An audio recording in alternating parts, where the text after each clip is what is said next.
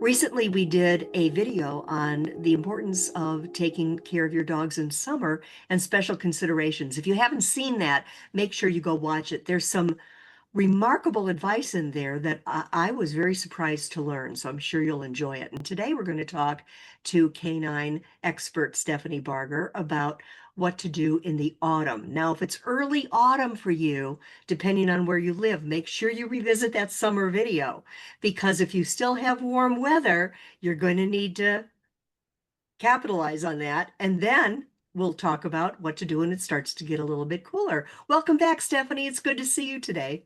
It's good to see you, Lee. Always a pleasure. Thank you. So, autumn. Yes, yes. We get all excited because, oh my gosh, this it's getting cooler. The hot is over. But autumn has its own issues, right? When you're looking at fall, you are looking at potentially seasonal allergies for your dog. So falling leaves, mold, pollen, all of these can cause things like itchy skin, watery eyes, sneezing, coughing, just like with us, right? So we know people that suffer tremendously when things start falling off of the trees and everything starts dying off. So if you notice your dog is scratching or licking their paws more than usual, it could be a sign that they are suffering from seasonal allergies. Regularly wiping your dog's paws after walks can help reduce what they're bringing into the house. Also, wiping down their fur. Just take a little wet wipe and just wipe them down a little bit.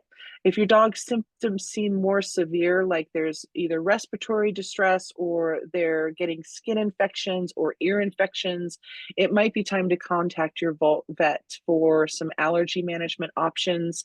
Things like antihistamines or allergy shots might be in the cards for your pup, depending on what your vet says. The other thing you're going to want to do is prepare for the temperature dropping. While we might be really glad that the temperatures are dropping, some of our dogs, particularly the older ones or the smaller ones or those with short fur, can actually be very uncomfortable as those temperatures drop. So as the weather changes, be mindful of how your dog is coping with those cooler temperatures and accommodate them. So you might want to put a sweater or jacket on your dog when you're heading outdoors in the cooler evening walks. You might also want to keep your dog cozy inside by providing some extra soft bedding, maybe even a heated mat for extra warmth. Just make sure that that heated mat is not making contact directly with the dog, because that could result in some burns. If your dog enjoys the outdoors, make sure that they have a safe, warm place to retreat to when the temperature drops. So that might be a dog house or a special place on the patio or something like that. It's a great time for adventures outdoors, but it does have its seasonal hazards. So those leaves that you're raking up, it might be fun for your dog to jump into them, but there are hidden hazards in there like sticks, sharp objects, moldy leaves. All of those can cause issues for your dog. So be careful about that. Also, all of your plants or your trees are starting to drop stuff. So be careful of things like acorns and mushrooms and berries that can be toxic to your pup when playing outside.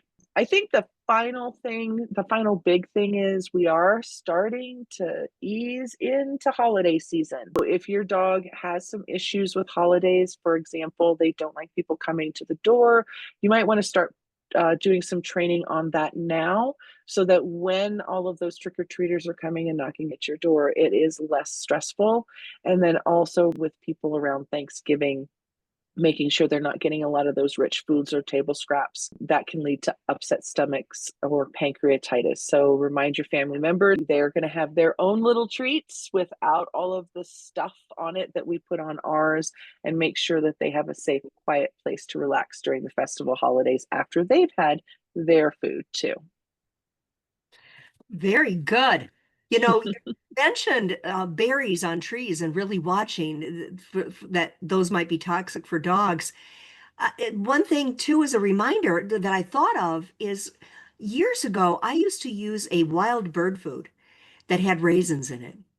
Mm-hmm. And raisins Yes. are very toxic for dogs.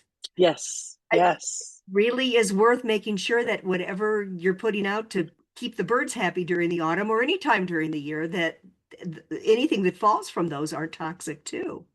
Right, exactly. And anybody who puts stuff out for birds knows that underneath the bird feeder, there's a lot of stuff. And your dogs are going to go in there and try and eat them most of the time. So you're going to want to make sure either you're cleaning that up really well before your dog has access to it, or making sure that nothing in there is toxic for your dog. Thank you so much. So we're ready for fall now. Yes, Ready for yes, the absolutely. holidays. There And you go. I'll be here before we know it. Stephanie is an expert in all things canine behavior. Any problems that you're having with your dog, any questions you have from any of these interviews that she does, she's always available. You can post questions below, or you can contact her directly, and all of that information is going to be in the show notes. Stephanie, we'll see you again soon. Thank you so much. Thank you. It was great talking to you.